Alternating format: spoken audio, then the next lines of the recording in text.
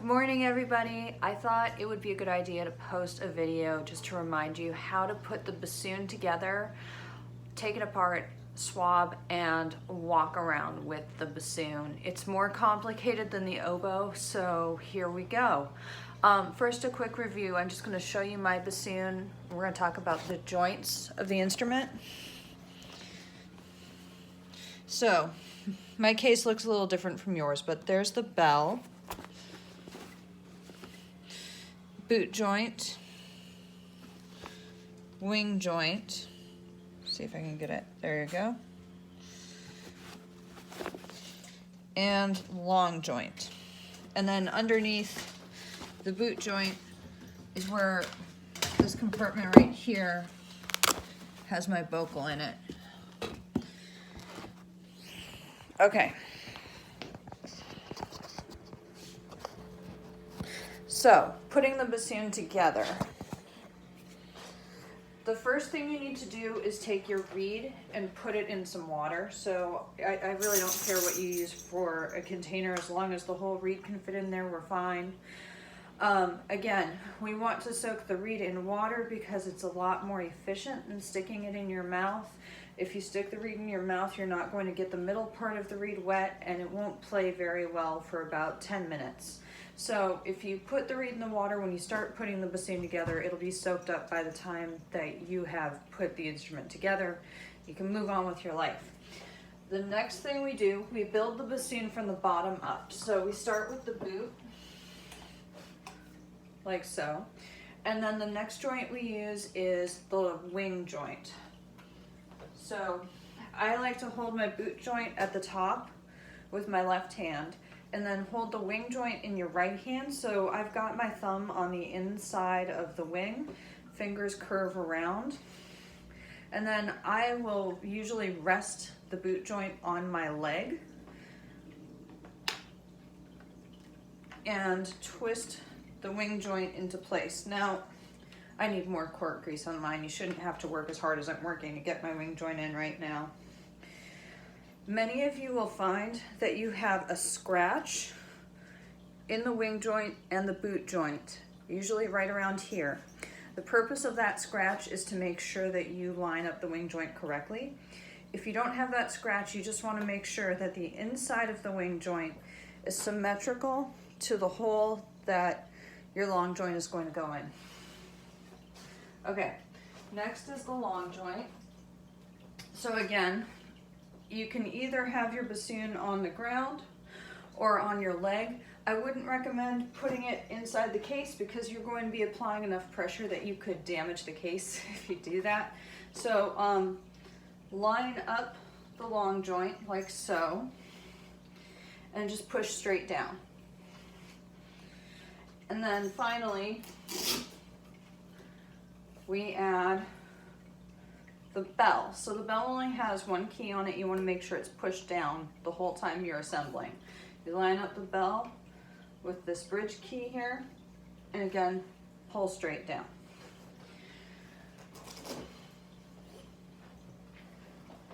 Now at this point, you would go ahead and attach your seat strap. I have a cup seat strap. You'll run into these sometimes. The problem with cup seat straps is that sometimes the cup portion is so deep that it will actually close some of these keys on the bottom of the bassoon. So if that's the case with your seat strap, the easiest way to fix it is just go get some paper towels and fold them up into quarters and then 16ths and just stick it in the bottom of your cup. Your cup's not as deep anymore.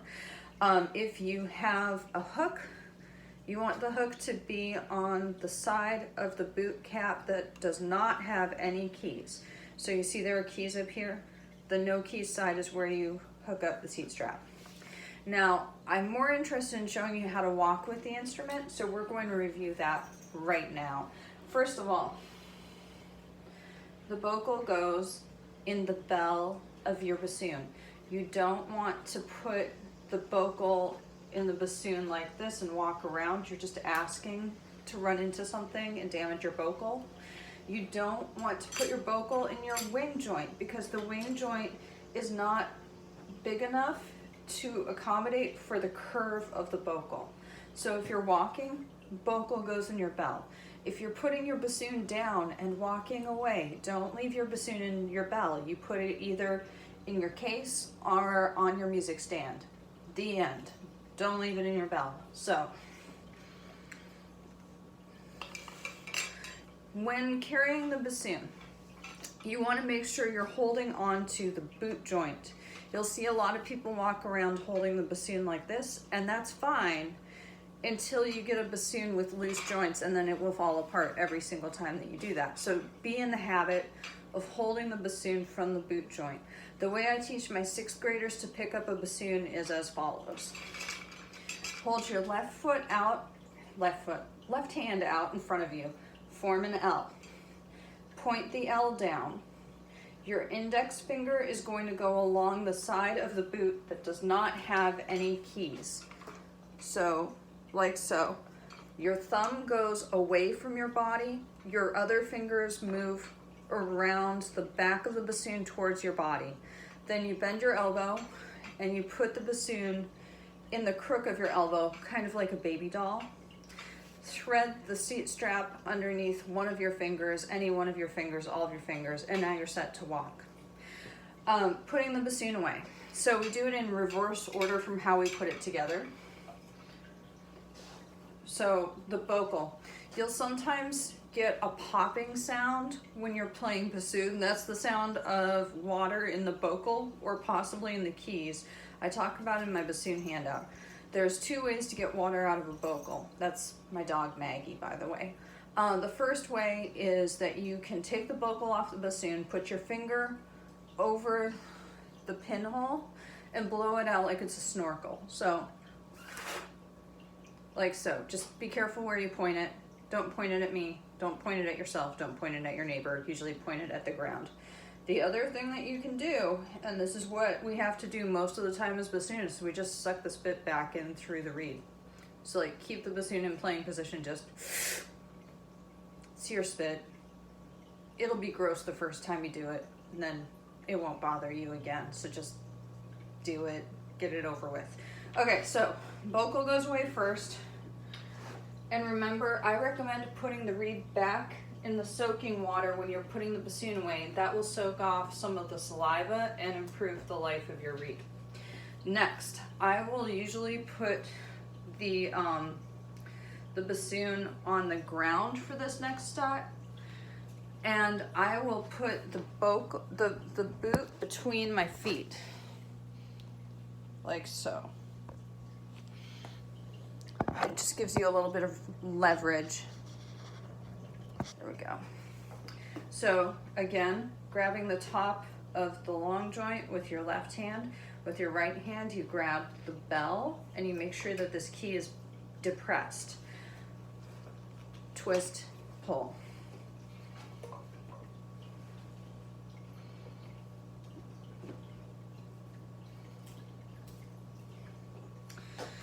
At this point, I pick up the bassoon and I will hold, this is my left hand, so I'm holding the boot at the top with my left hand. Right hand, I like to grab the long joint right next to this set of springs. That gives you something to hold on to. With the long joint, when you're taking it out, you twist more than you pull. So just get it going in one direction or another.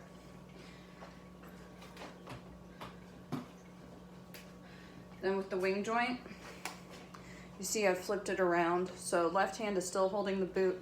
Right hand thumb goes inside the wing. Fingers curve around, like so. Now, swabbing. I don't think we got to this in class. It's extremely important on bassoon. We swab 2 joints. So we start with the boot joint. If you can see inside, it's sort of hard to see. But one side of my boot joint is lined and one side is not. We want to keep the unlined part of the wing joint, the boot joint, dry. So we always swab the boot joint first so we have a dry swab going through the wood part. So when swabbing, always swab big to little. You'll notice this hole is bigger, so we swab this hole first. Thread as much of the swab through as you can. Then keeping this side of the bassoon on top, we rotate to a 45-degree angle. You may need to do a little bit of shaking, depending on your instrument. Just pull it straight through. Then for the wing joint, again, swab big to little. This is the bigger end. And as you swab, the reason we swab big to little is we're trying to protect the whisper key pad.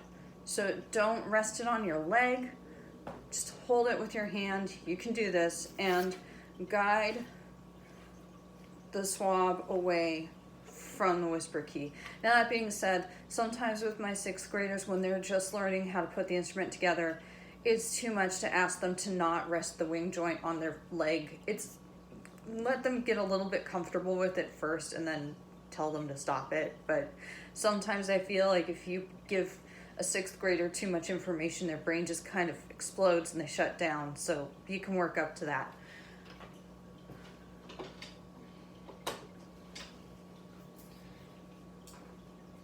Now, a reminder on setting up bassoon embouchure.